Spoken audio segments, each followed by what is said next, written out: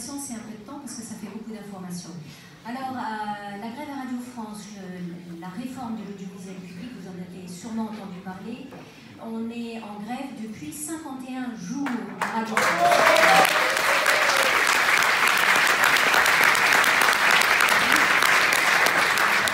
La grève a commencé donc le 25 novembre dernier.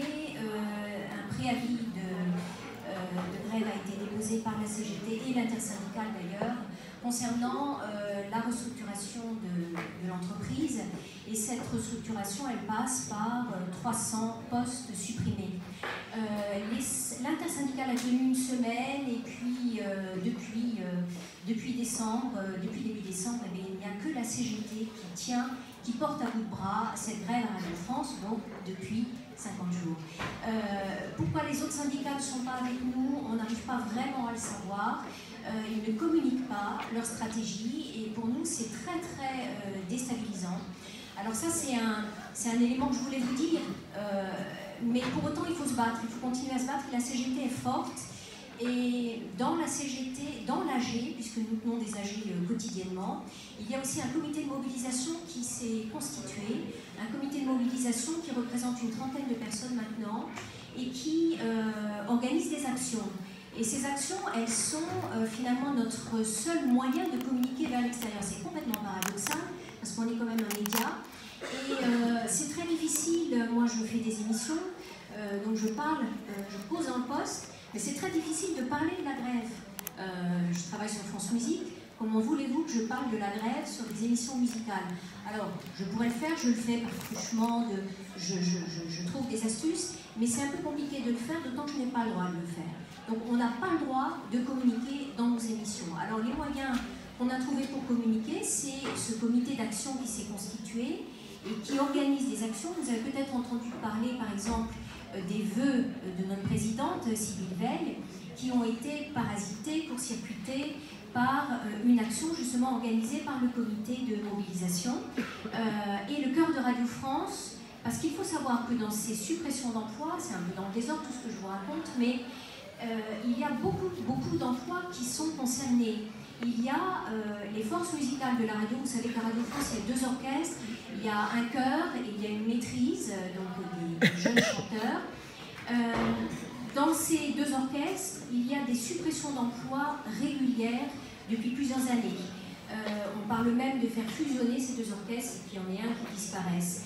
Ces 2 orchestres, ce sont vraiment des orchestres de haut niveau international, on les entend dans le monde entier et les supprimer serait une grave erreur.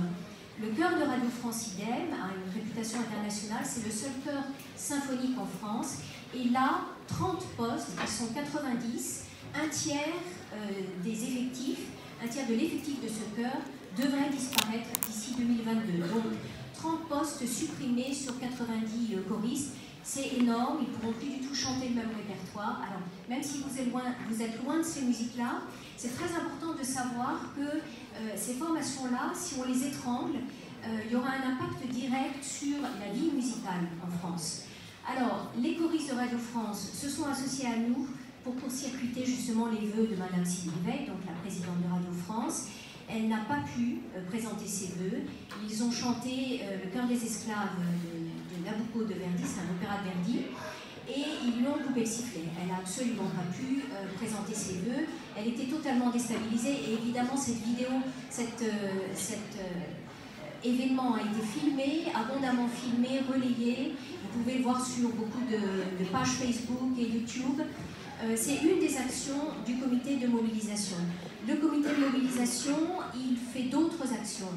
Par exemple, il organise des journées d'antenne blanche. Il y en a une en décembre, il y en a une hier, c'est-à-dire qu'on ne pouvait quasiment rien entendre sur les antennes de France Culture et de France Inter. Il organise des assemblées générales interprofessionnelles. Il y en a eu une le 15 janvier dernier sur le parvis de Radio France. Et donc, il y avait tout corps de métier, des enseignants, des documentalistes, etc. La RATP, la SNCF, des représentants syndicaux de toutes ces corporations. Ce que je voudrais dire, le message que je voudrais faire passer, c'est qu'il est très important de ne pas lâcher. À Radio France, on est une centaine aux AG actuellement, il n'y a que la CGT avec nous, Et malgré tout, on tient. On tient parce qu'on fait grève en alternance. Je n'ai pas parlé de tous les métiers impactés par les suppressions d'emplois. C'est présenté comme des départs volontaires. Évidemment, c'est une astuce et c'est un leurre. Ce ne sont pas du tout des départs volontaires. Qui a envie de quitter la radio? Qui a envie de se plonger dans le climat social et économique actuel avec le chômage? À la radio, on fait des métiers passionnants. On est dans la transmission, comme les professeurs ici à Nanterre. On transmet nos passions, on éduque. On est là pour ouvrir vos oreilles, vos cerveaux, ouvrir les nôtres aussi par la même occasion. Donc évidemment, on n'a pas du tout envie de quitter ces métiers. Donc des départs volontaires, niet, c'est faux, c'est pas possible. Et parmi ces départs volontaires, il y a donc les musiciens, les documentalistes, les techniciens qui font la radio, les réalisateurs et réalisatrices. Cécile est avec moi aujourd'hui. Cécile Lafont, elle enregistre toute l'AG. Elle a enregistré enfin la conférence, meeting. Je parle AG parce qu'on y est tous les jours, nous à Radio France, elle a lieu en ce moment. Elle a enregistré aussi les ethnomusicologues qui ont fait de la musique tout à l'heure sur la pelouse. On va faire une émission avec tout ça, on vous dira où ça passe. Je voudrais aussi, Cécile, voilà, j'allais en parler. Justement, ça passera sûrement sur un SoundCloud qu'on a créé. Il y a une radio de résistance qui a commencé dès le 25 novembre à Radio France, qui s'appelle Radio Dedans Dehors. Et cette radio, elle a pour mission évidemment de faire la circulation des informations du dedans de la radio au dehors. Il y a déjà 11 émissions qui ont été réalisées par cette radio. Je vous invite à aller écouter ces émissions-là, parce qu'elles vont parler pas seulement les gens de la radio, mais aussi tous les secteurs en grève actuellement par rapport à la réforme des retraites. C'est très important. Alors, Radio Dedans Dehors, vous pouvez aller l'écouter sur SoundCloud, Radio Dedans Dehors, ou bien sur Mediapart. Et si vous avez envie d'y participer, vous nous envoyez des messages.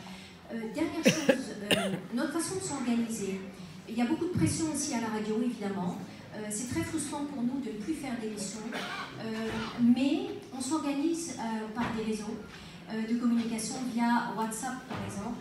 Et grâce à ça, on est en capacité de mettre en place des actions de la veille pour le lendemain, quoi. Les vœux de Radio France, ils ont été décidés par 15 personnes, mais vraiment 15 personnes du comité de mobilisation, je veux dire le fait de les court-circuiter. Cette action-là a été discutée la veille, après une AG, pour le lendemain. Et c'est possible de faire ça. Même si on est 15 personnes, on peut arriver à ce résultat-là.